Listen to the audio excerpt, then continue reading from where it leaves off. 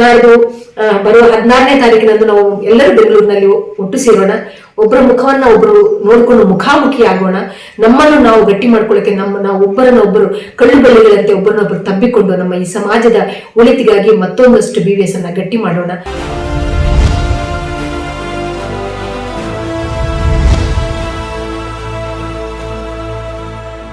ಜೈ ಭೀಮ್. ಎಲ್ಲರಿಗೂ ನನ್ನ ಪ್ರೀತಿಯ ಜೈ ಭೀಮ್. BVS ಸಂಘಟನೆ 25ನೇ ವರ್ಷದ ರಜತ ಮಹೋತ್ಸವವನ್ನ ಆಚರಿಸ್ತಾ ಇದೆ ಅಂತ ಹೇಳುವಂಥದ್ದು ನಮಗೆಲ್ಲರಿಗೂ ಒಂದು ಸಾರ್ಥಕತೆಯ ಕ್ಷಣ ಅಂತ ನನಗನ್ನಿಸ್ತದೆ. ಯಾಕಂತ ಹೇಳಿದ್ರೆ ಚಳುವಳಿ ಅಂತ ಹೇಳುವಂಥದ್ದು ಯಾವತ್ತೂ ಚಲನಶೀಲ ಶಕ್ತಿಯನ್ನ ಹೊಂದಿರುವಂತ ಒಂದು ನಡೆ. ಆ ನಡೆಯಲ್ಲಿ ಅದು ನಡೆಯುವಾಗ ಎಂಥ ಅಡೆತಡೆಗಳು ಕೂಡ ಬರಬಹುದು, ಆದ್ರೆ ಅದನ್ನು ದಾಟಿ ತನ್ನ ಗಮ್ಯ ಏನಿದೆಯೋ ಅಲ್ಲಿಯ ಕಡೆಗೆ ಅದು ಹರಿದು ತನ್ನ ಗುರಿಯನ್ನು ಮುಟ್ಟುತ್ತದೆ ಅಂತ ಹೇಳುವಂಥದ್ದು ನಮಗೆಲ್ಲರಿಗೂ ತಿಳಿದಿದೆ. ಯಾಕಂತ ಹೇಳಿದ್ರೆ ಚಳುವಳಿ ಒಬ್ಬರ ಕೈಯಿಂದ ಇನ್ನೊಬ್ಬರ ಕೈಗೆ ಹಸ್ತಾಂತರಗೊಂಡು ಅದರ ಮುಖಾಂತರ ಬೆಳೆಯುವಂಥದ್ದು. ಬಹುಜನ ಸಮಾಜದ ಒಳಗೆ ಇದ್ದಂತಹ ನಾಯಕರುಗಳಿಗೆ ಇದ್ದಂತಹ ಉದ್ದೇಶ ಕೂಡ ಇದೇ ಆಗಿತ್ತು. ಸುಮಾರು 25 ವರ್ಷದ ಹಿಂದ್ಗಡೆ ನಮ್ಮ ನಡುವೆ ಇದ್ದಂತಹ ಬಹುಜನ ಸಮಾಜದ ನಾಯಕರುಗಳು ಯಾರಿದ್ದರು ಅವರಿಗಿಂತ ಕಿರಿಯರನ್ನು ಅವರ ಮುಂದೆ ಕೂತ್ಕೊಳಿಸಿ ಅವರಿಗೆ ಹೇಳಬೇಕಾದ್ದನ್ನ ಸರಿಯಾದ ರೀತಿಯಲ್ಲಿ ಹೇಳಿ ಈ ಸಮಾಜದ ಒಳಿತನ್ನ, ಬಹುಜನ ಸಮಾಜದ ಒಳಿತನ್ನ ಮತ್ತು ಬಹುಜನ ಸಮಾಜದ ಅಭಿವೃದ್ಧಿಯನ್ನ ಕಿರಿಯರ ಹೃದಯದಲ್ಲಿ ಬಿತ್ತಿ ಅದನ್ನ ಈ ಸಮಾಜಕ್ಕೆ ಈ ಮಕ್ಕಳು ಹಂಚುತ್ತಾರೆ ಅಂತ ಹೇಳುವಂತ ಬಲವಾದ ನಂಬಿಕೆಯ ಜೊತೆಗೆ ಈ BVS ಅನ್ನ ಕಟ್ಟಿದ್ದಾರೆ. ಅದನ್ನ ಅವರ ನನಂಬಿಕೆಯನ್ನು ಹುಸಿ ಮಾಡದೆ ಈ BVS ನಲ್ಲಿ ತೊಡಗಿಸಿಕೊಂಡಂತ ಎಲ್ಲಾ ಮಕ್ಕಳುಗಳು ಕೂಡ ಅವರ ಹರಿವನ್ನ ಅದೇ ಗಮ್ಯದ ಕಡೆಗೆ ತಗೊಂಡು ಹೋಗಿದ್ದಾರೆ ಅಂತ ಹೇಳುವಂಥದ್ದು ಕೂಡ ನನ್ನ ಹೆಮ್ಮೆ ಅಂತ ನನಗೆ ಅನ್ನಿಸ್ತದೆ. ಯಾಕಂತ ಹೇಳಿದ್ರೆ ಒಂದು ಸಂಘಟನೆಯನ್ನು ಕಟ್ಟುವುದು ಅಷ್ಟು ಸುಲಭ ಅಲ್ಲ. BVS ಅನ್ನು ಕಟ್ಟಿದ್ದು ಕೂಡ ಅಷ್ಟು ಸುಲಭವಲ್ಲ. ನಮ್ಗೆಲ್ಲರಿಗೂ ನೆನಪಿದೆ, ಮೊದಲ BVS ಸಮಾವೇಶ ಮೈಸೂರಲ್ಲಿ ನಡೆದಿರುವಂಥದ್ದು ಒಂದು ಅದ್ಭುತವಾದ ಕ್ಷಣ ಅದು. ಆದ್ರೆ BVS ಅನ್ನ ಶುರು ಮಾಡುವಾಗ ನಮ್ಮ ಹಿರಿಯರ ಎದುರುಗಡೆ ಕೂತಂತಹ 4 ವಿದ್ಯಾರ್ಥಿಗಳು 25 ವರ್ಷ ಆಗುವಾಗ ಸುಮಾರು 2016, 25 ವರ್ಷ ಬಿಟ್ಟುಬಿಡಿ, ಸುಮಾರು 2016ರ ಹೊತ್ತಿಗೆ ಒಂದು 10-12 ವರ್ಷದ ಒಳಗೆ ಲಕ್ಷಾಂತರ ಜನ ವಿದ್ಯಾರ್ಥಿಗಳನ್ನ ತನ್ನ ತೆಕ್ಕೆಗೆ ತಗೊಂಡು ಕರ್ನಾಟಕದಾದ್ಯಂತ BVS ಅನ್ನುವಂಥದ್ದು ಒಂದು ಅದ್ಭುತವಾದ ಶಕ್ತಿಯಾಗಿ ಬೆಳೆಯಕ್ಕೆ ಕಾರಣ ನಮ್ಗೆ ಸಿಕ್ಕಿದಂತ ನಮ್ಮ ಹಿರಿಯರು ನಮಗೆ ನೀಡಿದಂತ ಸರಿಯಾದ ಮಾರ್ಗದರ್ಶನ. ಅದನ್ನ ನಾವು ಈ ಸಮಾಜಕ್ಕೆ ಹಂಚಿದ್ದೇವೆ ಅಂತ ಹೇಳುವಂತ ಒಂದು ಸಣ್ಣ ಸಮಾಧಾನ ಮತ್ತು ಗೌರವ ಕೂಡ ನಮಗೆ ಇದೆ.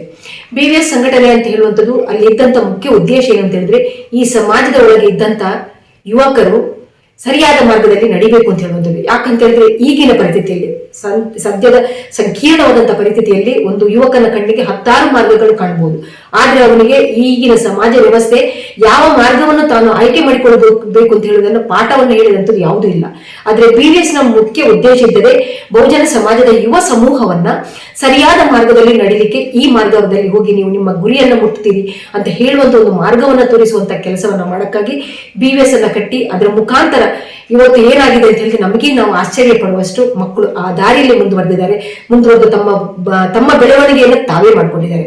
ಯಾಕಂತ ಹೇಳಿದ್ರೆ ನಮ್ಗೆಲ್ಲರಿಗೂ ಗೊತ್ತಿದೆ, ವಿದ್ಯಾಭ್ಯಾಸ ಅಂತ ಹೇಳಿದ್ರೆ ಡಾಕ್ಟರ್ ಬಾಬಾ ಸಾಹೇಬ್ ಅಂಬೇಡ್ಕರ್ ಹೇಳಿದಾಗೆ ಬರೀ ಓದಲಿಕ್ಕೆ ಮತ್ತು ಬರೆಯೋಕೆ ಕರೆಯೋದಲ್ಲ. ವಿದ್ಯಾಭ್ಯಾಸ ಅನ್ನುವಂಥದ್ದು, ನೀನು ಅಕ್ಷರಸ್ಥ ಅನ್ನುವಂಥದ್ದು ನಿನ್ನ ಒಳಗೆ ಆಂತರ್ಯದಲ್ಲಿ ನಿನ್ನನ್ನ ನೀನು ಕಂಡು ನಿನ್ನನ್ನ ನೀನು ಪ್ರಾಮಾಣೀಕರಿಸಿಕೊಂಡು ಈ ಸಮಾಜದಲ್ಲಿ ನಿನ್ನ ಅಸ್ಮಿತೆಯನ್ನು ಉಳಿಸುವಂತ ಒಂದು ಕ್ರಿಯೆ, ನಿನ್ನನ್ನ ನೀನು ತಿಳಿದುಕೊಂಡು ನಿನ್ನ ಬೆಳವಣಿಗೆಗೆ ನೀನೇ ಕಾರಣ ಆಗುವಂತ ಒಂದು ಕ್ರಿಯೆ ಅಂತ ಹೇಳಿದನ್ನ ಡಾಕ್ಟರ್ ಬಾಬಾ ಸಾಹೇಬ್ ಅಂಬೇಡ್ಕರ್ ಹೇಳಿದೆ. BVS ಗೆ ಬಂದಂತ ಪ್ರತಿಯೊಬ್ಬ ಯುವಕ ಅಥವಾ ಪ್ರತಿಯೊಬ್ಬ ವಿದ್ಯಾರ್ಥಿ ಕೂಡ ಆ BVS ತನಗೆ ಸಿಕ್ಕಿದಂತ ಪಾಠವನ್ನ ಗಮನದಲ್ಲಿಟ್ಟು ಕೇಳಿ ಅವರ ಬೆಳವಣಿಗೆಯನ್ನ ಅವರೇ ಮಾಡಿಕೊಂಡಂತದನ್ನ ನಾವು ಇವತ್ತು ಈ ರಜತ ಮಹೋತ್ಸವ ಸಂದರ್ಭದಲ್ಲಿ ಸಾಲು ಅಂತ ಬೆಳವಣಿಗೆನ ನಾವು ಕಾಣ್ತಾ ಇರುವಂತದ್ದು ನಮ್ಗೆ ಬಹಳ ಸಂತೋಷ ಇದೆ. ಹಾಗಾಗಿ BVS ಅಂತ ಹೇಳುವಂಥದ್ದು ಇನ್ನಷ್ಟು ಬೆಳಿಬೇಕು. ಆ ಯಾವ ಮುಖಾಂತರವನ್ನ, ಯಾವ ದಾರಿಯನ್ನು ನಮ್ಮ ಹಿರಿಯರು ತೋರಿಸಿದಾರೋ ಆ ದಾರಿಯನ್ನು ಮತ್ತಷ್ಟು ಗಟ್ಟಿ ಮಾಡಿ ಅದರ ಮುಖಾಂತರ ನಮ್ಮ ತೆಕ್ಕೆಗೆ ಮತ್ತಷ್ಟು ಮಕ್ಕಳನ್ನ ಸೇರಿಸಿಕೊಂಡು ನಾವು ಈ ರಜತ ಮಹೋತ್ಸವನ್ನ 50ಕ್ಕೆ 100ಕ್ಕೆ ತಗೊಂಡೋಗುವಂತ ನಮ್ಗೆ ದಿನಗಳು ಬರಲಿ ಅಂತ ಹೇಳ್ಕೊಂಡು ನನ್ನ ಭಾವನೆ. ನಾಡ್ದು ಬರುವ 16ನೇ ತಾರೀಕಿನಂದು ನಾವು ಎಲ್ಲರೂ ಬೆಂಗಳೂರಿನಲ್ಲಿ ಒಟ್ಟು ಸೇರೋಣ. ಒಬ್ಬರ ಮುಖವನ್ನ ಒಬ್ಬರು ನೋಡ್ಕೊಂಡು ಮುಖಾಮುಖಿ ಆಗೋಣ. ನಮ್ಮನ್ನು ನಾವು ಗಟ್ಟಿ ಮಾಡ್ಕೊಳ್ಳಕ್ಕೆ ನಾವು ಒಬ್ಬರನ್ನೊಬ್ಬರು ಕಳ್ಳು ಬೆಳ್ಳಿಗಳಂತೆ ಒಬ್ಬರನ್ನೊಬ್ಬರು ತಬ್ಬಿಕೊಂಡು ನಮ್ಮ ಈ ಸಮಾಜದ ಒಳಿತಿಗಾಗಿ ಮತ್ತೊಂದಷ್ಟು BVS ಅನ್ನ ಗಟ್ಟಿ ಮಾಡೋಣ. ನೀವು ಬನ್ನಿ, ನಾನು ಬರ್ತಾ ಇದ್ದೇನೆ, ನಾವೆಲ್ಲರೂ ಜೊತೆಯಾಗೋಣ ಅಂತ ಹೇಳ್ಕೊಂಡು ಈ ಕ್ಷಣದಲ್ಲಿ ಹೇಳುತ್ತಾ ನನ್ನ ಮಾತನ್ನು ಮುಗಿಸ್ತೀನಿ. ಮತ್ತೊಮ್ಮೆ ಎಲ್ಲರಿಗೂ ಪ್ರೀತಿಯಿಂದ ಜೈ ಭೀಮ್.